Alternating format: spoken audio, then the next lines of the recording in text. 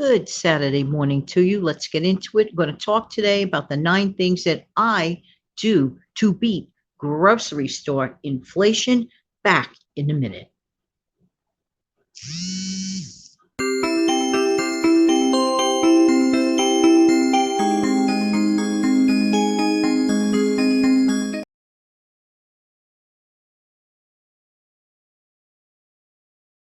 To you. Hope that everything is going well for you. It's Jan. I love to help people keep some more of their own hard earned money. Why don't you grab a cup of that imaginary coffee or tea, whatever beverage that you like to drink early in the morning or any time that you're listening to this? I'm actually recording this the day before you're hearing it. And as I look out my window, once again, it is a dreary, rainy day. This weather is so weird. Perfect day for a hot cup of joe or a hot cup of tea. A lot of people like to brag that inflation is better. I can't get into the whole thing of it, just I just can't. But I'm sorry, when it comes to the grocery store, a lot of the stuff went higher. It just, at least for me, I could actually say for so many of us. So that's why I decided and important to show you some of the things that I do that helps me beat some of the inflationary prices. And yes, it helps. Okay, let's get started with the first one. Number one, I do definitely cut out all forms of junk food, the fluffery stuff. That is not a necessity. That I would put into the category of sometimes people want. Sometimes people want junk food. Sometimes people want crispy, salty, very sweet snacks. This is not a necessity. It is not like, oh, you have to have it. No, no, no. So something in that category is something that I personally don't desire to pick up. And of course, the bird clock is here. Ay, ay, ay, ay, ay. I couldn't have planned it better, even though I didn't plan it. All right. Next. Okay, this sounds crazy, but embrace manager special. When you see that bright orange sticker on proteins that your family absolutely enjoys, without hesitation, grab it. Don't be afraid to use the manager special. The trick, though, is to make sure you use it up quickly. Doesn't mean you have to cook it that day, but at the very least, freeze it that day. Okay, so that's important because you don't want to waste the money. You want to save your money, which is the whole purpose of this, and we don't want to defeat the purpose. Am I right? Am I right? So take full advantage of manager specials that your family actually uses. Next, turn cheap food combinations into a complete protein. It has been scientifically proven that protein is actually the thing that actually shuts off or calms down people's appetite till the next time.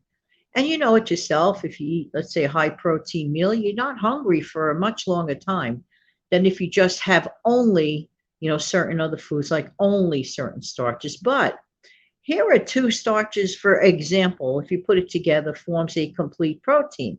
If you enjoy lentils, now I do like lentils, okay? And if you enjoy rice or your favorite noodles or pasta, you could put it together with a little hint of tomato sauce, onion, and saute the tomato sauce and the onion in a little bit of olive oil and put that over your cooked lentils and rice or cooked lentils and pasta. You have yourself a complete protein, extremely inexpensive. And yes, that yields a ton of food very, very inexpensively. All right, next, just say no or omit to certain things. Sometimes people are so stuck on brand name items, they never ever want to give the store brand or world. Oh, it has to be that company's ketchup or that company's mayo or that company's barbecue sauce. And if you look at the price per unit price and compare, we have to make the decision to either decide to take the plunge or even decide to omit, maybe find a different sort of a dressing or a condiment to work with. Just omit or say no. I know it could be challenging. I know it could be scary if you've not done it before in the food arena. Next, shop less frequently. And on the last part of this, I'll get into specifics with me. But keep in mind about shopping less frequently. We'll go on about it at the last point. Next, meal plan wisely. Okay. Some people say they don't like meal plan. Whatever your family, works with, I suggest because it works for me. I like to meal plan. I also like to batch cook every couple of weeks. I like to make my own convenience foods. You see, a lot of people end up calling in for food, spending on a lot of tips or using gas to the restaurant when all people are really looking for is just a little convenience at the end of the day. I really feel that if I have the time, for example, I'll block out a couple of hours on a weekend and I will choose what I enjoy eating. And you know what? The best investment in the world are those plastic containers. You just cool off the food, divide it up, freeze it up, and when you want them, just pop it out of the container into your baking tray and just either pop it into your oven or wherever else you're heating it from with it really, really works. That has totally saved me a ton of money, plus the convenience. Many times that's my little time of the day while the stuff is heating up in the oven, for example, to speak to a friend or a family member. My dinner is being cooked effortlessly because I did the leg work before, and I get to kick back and have my little bit of leisure time. And I don't mind double tasking at the same time and take it out. Voila, the convenience food of my own that I know that I made is there. It is so absolutely worth it in my honest. Next, focus attention on items of meats and proteins. Okay, sale items, excuse me, of meats and proteins. Again, like sort of kind of related to the manager special. If you see proteins that are on the cheap, meat proteins or other versions of proteins, grab them and use them because protein is the thing that really helps halt your appetite for quite a while longer. Therefore, you're getting more of your money's worth and keep that available. Okay, so let's get back to my shopping habits. Okay, I like to shop every 3 weeks. What I do, I I am a very careful planner. I don't care if it takes me an hour to formulate my grocery list. I will formulate my grocery list to meet my budget and what I plan to what I would like to have for the month. Even though I shop every 3 weeks, but I stretch my food to the whole month. Okay.